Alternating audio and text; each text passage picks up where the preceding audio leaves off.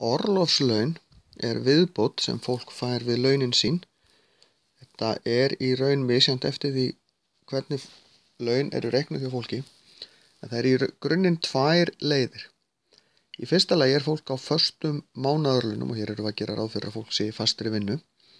Ef það á föstum mánaðarlaunum og fær sumarfrí á launum, þá reiknast ekki orlofslaun ofan á föstu launin þeirra.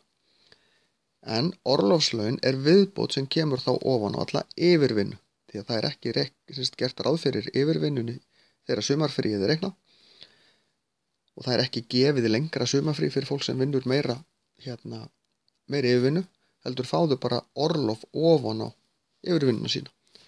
Orlofið í dag frá 10,17% sem að bætist á ofan á og í flestum tilfellum lagt inn á sérreikning sem svo borgað út í kringum 10. maí.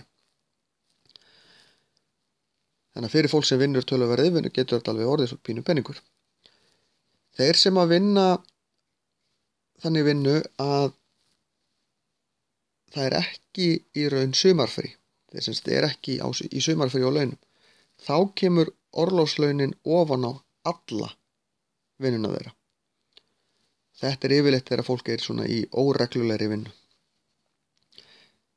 En þetta bundið í kjarasamninga og það misjafnt eftir kjarasamningnum. Yfirleitt hækkar þetta eftir annarkvort lífaldri eða starfsaldri, getur alveg farið upp í 13-14%.